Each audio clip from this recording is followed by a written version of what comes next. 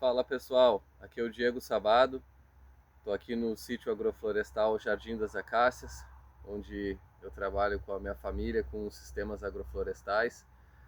E hoje o nosso vídeo vai ser sobre essa espécie que nós vamos apresentar duas variedades, que é o capim-elefante, aqui, né, esse mais baixo aqui é o capim-elefante variedade BRS Curumi, que é um capim-elefante anão. E depois lá atrás a gente tem o capim-elefante variedade BRS Capiaçu, ambas as variedades desenvolvidas pela Embrapa. E no site oficial da Embrapa, nos vídeos produzidos pela Embrapa, vocês encontram bastante informações sobre essas duas variedades, mas a ideia do nosso vídeo hoje é compartilhar formas como a gente usa essas duas variedades na agrofloresta e uma série de experiências que a gente vem desenvolvendo, pesquisas que a gente vem fazendo aqui no sítio, utilizando essas duas variedades. O BRS Capiaçu é uma variedade gigante, é uma variedade que pode alcançar 5 metros. Aqui em casa elas variam entre 4 e 5 metros.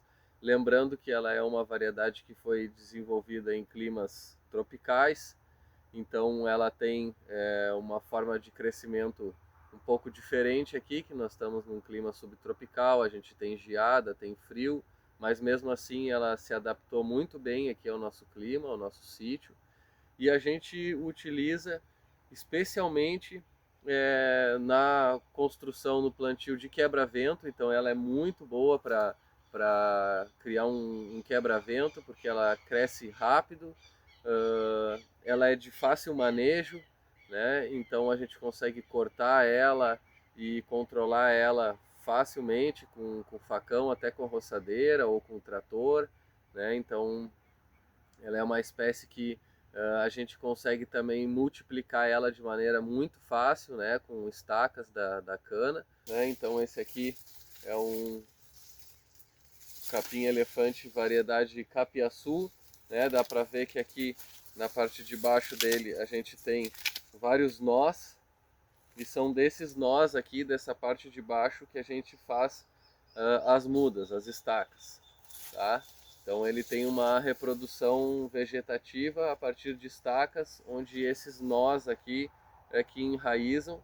A gente pode fazer mudas de cada nozinho, se a gente coloca aí numa bandeja, num vasinho, né, cada nozinho, ou direto no campo também de cada vasinho, mas aí direto no campo a gente prefere utilizar pedaços com dois, com três, geralmente com três nós, né, que a gente pode enterrar deitado ou também fazer essa estaca com ele em pé, que tem um bom pegamento, um bom enraizamento. Essa variedade aqui, ela foi desenvolvida para ser utilizada para ração animal, né, para complementar como uma forragem, para complementar a alimentação do gado. E, então ela foi desenvolvida para ser realizado o corte dela no campo e triturado esse material e oferecido esse material para o gado em outra área, né? Mas ela tem uma característica que é ela tem uma boa palatabilidade. Esse é um das vantagens que ela tem, né, por ser uma das plantas que mais produz material verde por ano. Então a Embrapa relata a produção de 50 toneladas de material seco por hectare por ano, então é muita produção, muito material, né? E ela, quando oferecida, né, misturada, né, triturada, ela tem uma boa aceitação pelo gado. No caso do trabalho que a gente faz, né, e das pesquisas, experiências que a gente tem desenvolvido com a BRS Capiaçu aqui na nossa agrofloresta, ela tem nos auxiliado, então, principalmente em com duas características principais aqui para nós. A primeira é a de a gente conseguir estabelecer um quebra-vento fácil, barato e rápido, né? É, e eficiente, né? Então ela tem uma boa capacidade realmente de quebrar o vento. E a segunda vantagem que a gente tem com o capiaçu é o fato de que, pela grande quantidade de material orgânico que ele produz rapidamente, a gente consegue utilizar ele para fazer a cobertura dos canteiros, das linhas de árvores, das linhas de hortaliça. Em relação a esse ponto, o que a gente tem que ter cuidado? A gente tem que ter cuidado que é uma variedade que ela precisa ser triturada para usar o material dela como cobertura. Por quê? Porque se a gente coloca ela em pedaços cortados com o facão, por exemplo, né, a gente acaba colocando em contato com o solo esses nós e ela acaba enraizando nos canteiros e depois ela é difícil de ser controlada quando ela se desenvolve no meio dos canteiros de hortaliças ou de árvores, né? Para arrancar ela, né, para controlar o desenvolvimento dela é mais difícil. Então, por isso que a gente precisa triturar esse material, cortado dos canteiros, triturar esse material e usar o material triturado na cobertura. Mas ela tem um rebrote muito vigoroso, muito rápido, muito forte, né, e em seguida ela já volta de novo a ter essa altura como a gente vê aqui atrás, que tem aí entre 4 e 5 metros. Tá? Mas uma outra variedade que a gente está usando aqui é a BRS Curumi, que é esse capim-elefante anão, que já é uma variedade que tem características bem diferentes, né, praticamente contrárias em termos de tamanho, enquanto o capiaçu foi desenvolvido para ser muito grande, né, para ter muita produção de material. O BRS Curumi foi desenvolvido para o gado pastar direto no campo. Então, qual é a característica diferenciada que ela tem? É o fato de que ela tem pouca cana e muita folha. Então aqui eu tenho, né, uma planta um ramo, né, do BRS Curumi, onde a gente vê que ele praticamente não tem cana. Essa cana também ela é bem tenra, bem suave, né, a parte que tem aqui, bem verde, com bastante água. E é uma planta que o gado ele vai consumir o material foliar, né, e vai parar de consumir quando chega aqui na parte da cana, e ela vai ter essa capacidade de rebrota, que é também tão vigoroso quanto o do capiaçu.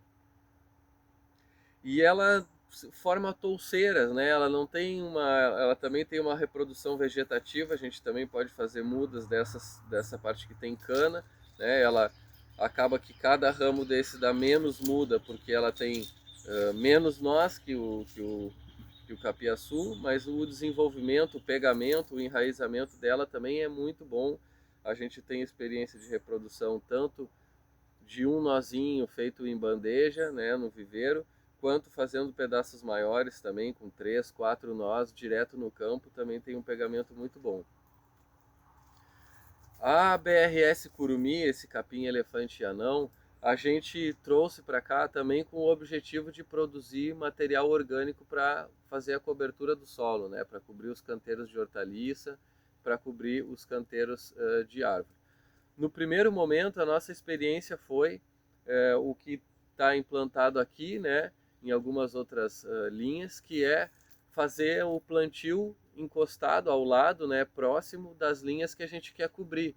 Então a gente vem ou com a roçadeira do motocultivador ou com uma roçadeira costal, corta esse material, né, tendo cuidado de não cortar a cana, deixando mais ou menos 25, 30 centímetros dele no pé, né, e passar a roçadeira nessa parte mais alta e deixar o material ali mesmo, onde ele caiu, né, e ir jogando ele para o lado, e ele vai servir já de cobertura para os canteiros.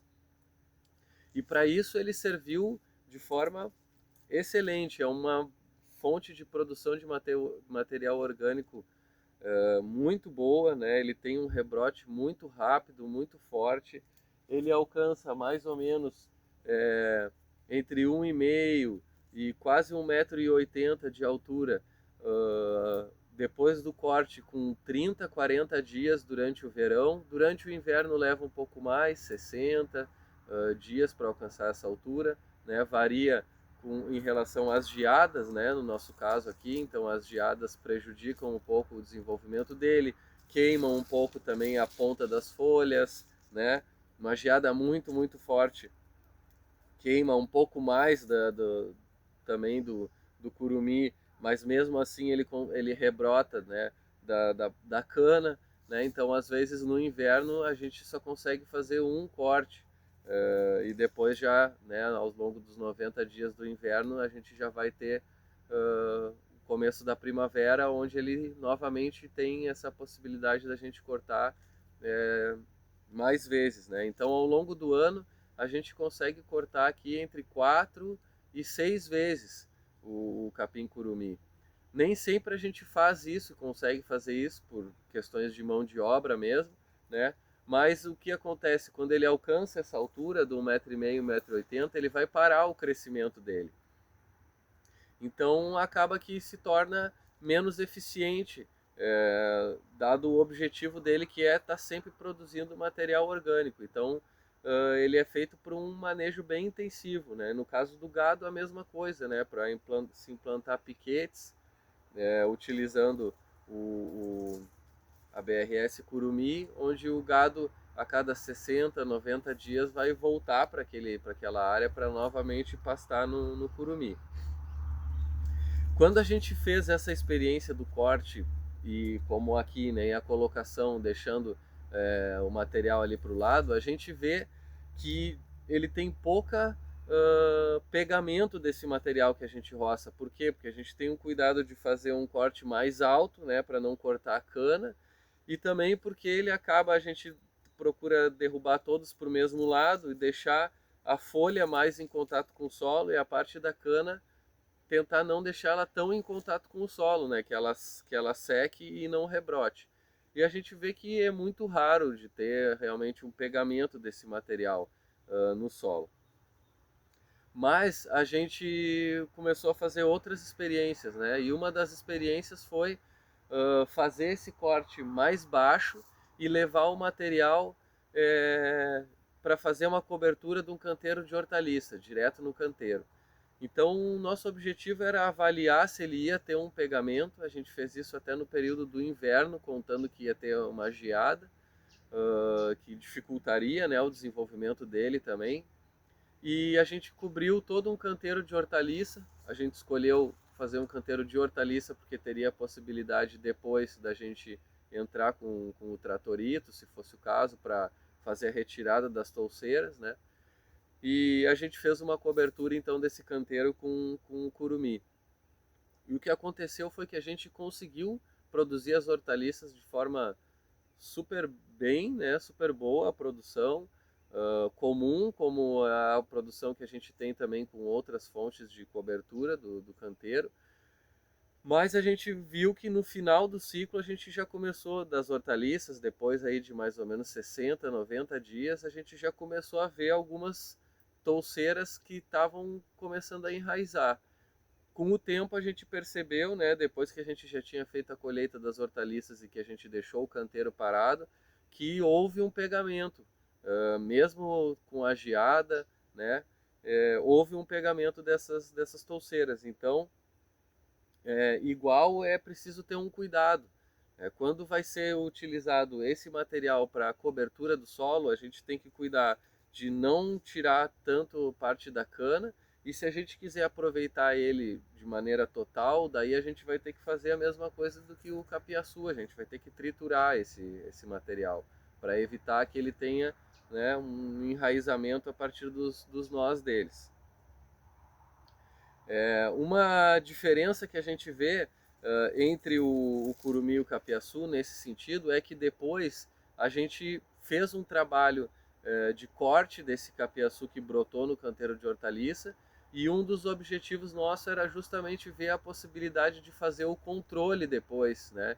Então a gente conseguiu fazer um corte bem baixo das touceiras do curumi, e passamos o tratorito, e não foi difícil, né, da gente conseguir virar o solo, né, revirar o solo e fazer a retirada então das touceiras enraizadas. Então isso mostra que mesmo que a gente tenha um pegamento, é uma planta de muito fácil controle, Então, nesse caso, mais fácil o controle do que o capiaçu, que é a variedade gigante, que tem canas muito mais grossas, que a raiz também vai em maior profundidade, e que para passar, por exemplo, um tratorito ou para fazer um trabalho manual com uma enxada, com uma pá, vai dificultar muito mais do que o curumim. Além disso, a gente tem uma outra investigação com o curumim, que é a produção de material, né? Então a gente, um corte aqui do capim-curumim, a gente tem aproximadamente 5 toneladas de material verde por hectare, né? Então 1 metro quadrado de curumim, né, uma touceira grande, né, que ela acaba ocupando esse espaço, né, o espaço de 1 metro quadrado, a gente consegue produzir 500 gramas de material verde por corte. Então isso é bastante material, né, para uma planta que tem um rápido enraizamento, né, e que ela tem uma característica importante para nós, e esse foi um dos motivos por a gente gostar tanto de usar e estar desenvolvendo tantas pesquisas em cima dessa planta, que ela é perene, ela se tornou perene aqui, apesar do nosso clima, apesar da geada, ela é perene. Então ela dispensa a necessidade da gente estar todo ano replantando para a produção do material orgânico. Então isso nos transformou a nossa forma de manejo, porque a gente fazia o plantio de adubação verde, né, no inverno, no verão, durante o período que a nossa sucessão ecológica estava inicial, né, antes da gente ter as árvores para podar, né, a abundância de material orgânico para usar na cobertura, a gente fazia rotações de adubação verde. Isso demandava então todo o trabalho de plantio, de replantio, né, do manejo, né, do corte dessa adubação verde, sem contar o custo da compra das sementes, né, das adubações verdes. Então o curumim ele é perene. Então a gente, com uma vez que a gente faça esse plantio, depois a gente vai fazer sucessivos cortes. A gente já tem touceiras aqui que tem mais de 5 anos, né? Algumas linhas já vão fazer 8 anos já que a gente está trabalhando com o curumim, e elas se mantêm com o mesmo vigor, com o mesmo rebrote, né, com a mesma qualidade ao longo de todos esses anos. Então, para nós também reduziu bastante tanto o custo, né, quanto a própria questão de organização de tempo e de busca dessas sementes, mas também de organizar a nossa mão de obra, porque o material do curumim, ele não vai ter aquela necessidade que a adubação verde tem de fazer o corte no horário, na época certa, o replantio, né, da troca de ciclo de primavera e verão para o outono e inverno. Então a gente tem um pouco mais de possibilidade de fazer o corte quando a gente tem esse momento, né, mais disponível de mão de obra para realizar o corte. Ainda que ele floresça, né? Então aqui ele geralmente floresce no inverno, no fim do inverno, mas é antes da primavera, né? E aí a gente às vezes já teve florescimento nos meses de junho e de julho do curumim, e aí que a gente tem que ter um pouco mais de cuidado para evitar que ele tenha um ressecamento. Então a gente procura manter um corte, evitar que ele floresça, e quando a gente vê que ele vai começar a florescer, né, que pelo menos algum já começou a colocar a flor, a gente já procura fazer esse corte também para evitar que ele floresça e que avance, né, ele no sentido de chegar à senescência dele, ao envelhecimento dele, né? Quando a gente não realiza esse corte periódico, esse aqui é uma planta que a gente fez um corte não faz muito tempo, faz mais ou menos uns 60 dias que a gente fez o corte, e isso aqui tudo é um rebrote novo. Quando a gente não faz o corte, fica muito tempo sem cortar o curumim, ele acaba ficando assim, né? Então ele vai desenvolvendo mais cana, ele segue o seu crescimento. Esse aqui tombou, né? Então já começa a ter esse problema de tombar. E aí, quando ele tomba e começa a ter mais cana, a gente já vê que existe a possibilidade então do enraizamento dele, dessa touceira começar a se espalhar, né? Então ele cai, tomba, toca no solo, e a partir desse momento que ele está em contato no solo, a touceira começa a caminhar, a se espalhar, né, e vai enraizando aqui. Então, nesse caso aqui, Quando é para, por exemplo, o pastejo do animal, a gente já tem uma perda, né? Porque essa parte de cana ela não é tão boa para como alimentação dos animais, né? O que é melhor para eles é a parte de folha. Então ele necessita um manejo, um corte ou um pastejo mais rápido. Uh, Senão ele acaba produzindo muita cana e não tem essa produção de folha, né? Outro ponto importante da gente entender a respeito dos dois capins, né, das duas variedades, né, mas é uma experiência que a gente tem mais aqui com o curumi pelo fato dele ser menor, é que eles são espécies de capins, né? É uma espécie de capim. Então, do ponto de vista da sucessão ecológica, eles são do início da sucessão. Eles são plantas que ainda não estão numa etapa da sucessão onde a gente já tem árvores, onde a gente já tem sombra. Então, o que que acontece aqui em casa? A gente foi percebendo que ao longo do tempo, quando a sucessão do ambiente começa a avançar e a gente começa a ter mais sombra, esses capins começam a perder um pouco a força. Então, o curumi começa a brotar com menos força, levar mais tempo para rebrotar, não fica tão vigoroso, tão grande, né, tão forte. Então, a gente entende que ele tem o seu momento de estar presente no sistema e também vai acabar se retirando no momento em que a sombra for muito grande e a gente já tiver árvores bem estabelecidas no sistema. E se a gente tem um bom planejamento, eles já vão ser dispensáveis, já não vão ser necessários, né? Porque as árvores mesmo vão produzir o material orgânico que a gente precisa para a cobertura. Então é importante a gente ter em mente que eles são plantas que a gente tem que implantar no início do nosso sistema, que eles precisam de bastante sol para ter toda essa produção de material orgânico e que eles vão nos ajudar nesse princípio, né? Inclusive uma associação entre os dois para construir um quebra-vento é bem interessante, né? Que a gente consegue fazer esse movimento escalonado de altura, né? Como se fosse 2 degraus, né? Com o anão e o gigante, né? Então o curumi e o capiaçu. Então eles voltados para o vento, né? Imaginando que a gente tem um vento sul, a gente vai botar primeiro o curumi e depois o capiaçu. Então essas duas alturas vão auxiliar para que o vento seja desviado para cima, né? E essa ajuda que uma espécie, né, que uma variedade dá à outra, faz também com que eles tombem menos, né? Então desvia o vento para cima e mantém o quebra-vento mais denso, né? Mais preparado para essas rajadas de vento.